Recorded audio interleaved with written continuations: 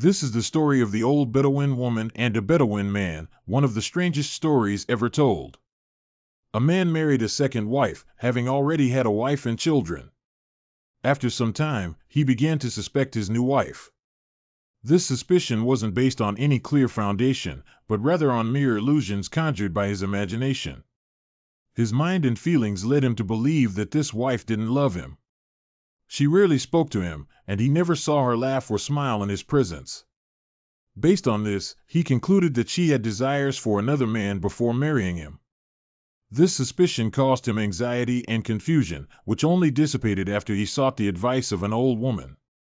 He told her about his wife and his fear that she didn't love him, asking for her help in finding a way to ascertain his wife's feelings. The old woman told him, "You must catch a snake, sew its mouth shut, and place it on your chest while you sleep. When your wife tries to wake you, play dead."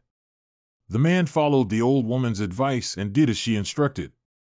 When his wife came, when she tried to wake him, he neither rose nor moved.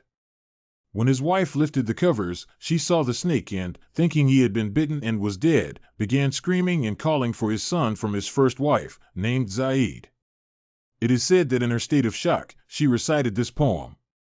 After hearing the poem, the husband was certain of his wife's feelings and understood the depth of her love for him, which she had concealed only out of shyness.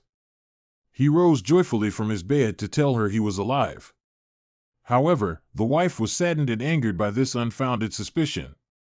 As a Bedouin woman with great pride and dignity, she was outraged by this test and swore she would not return to him except under certain conditions.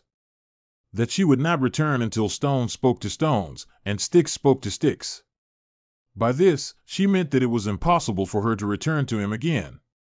He became even more perplexed and saw no. The story goes that a Bedouin man rode his camel to the city to buy provisions for himself and his family. After loading it with all the food and clothing he had bought, he left it in a corner and went to pray the afternoon prayer. When he came out of the mosque, he couldn't find his camel. He searched everywhere, asking everyone he met, until he entered a garden and found 3 people sitting in the shade of a tree. He greeted them and asked, "Has anyone seen a camel walking here or there?" One of them asked, "Is your camel blind in one eye?" The Bedouin replied, "Yes, yes, my camel is blind in one eye." "Have you seen it?" The man said, "No." The second man asked, "Is it tailless?"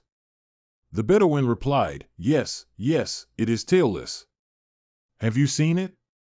The second man said, "No." The third man asked, "Is it loaded with many things on its back?" The Bedouin replied, "Yes, yes, it is loaded with all my needs for food, clothing, and drink." "Have you seen it?"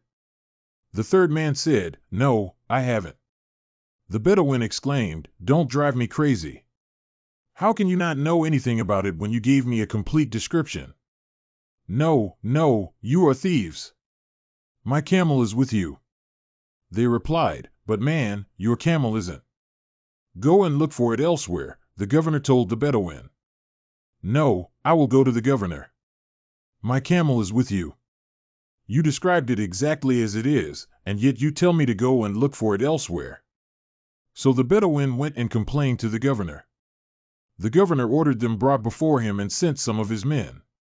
When they arrived at the governor's house and stood before him, the governor asked them, "This Bedouin claims that you stole his camel. What do you say?" They replied, "We are not thieves, we are among the most honorable of people." The Bedouin said, "But, my lord, they gave me a complete description of it as if it were right in front of them. They said it was one-eyed, and it is indeed one-eyed. They said it was lame, and it is indeed lame. They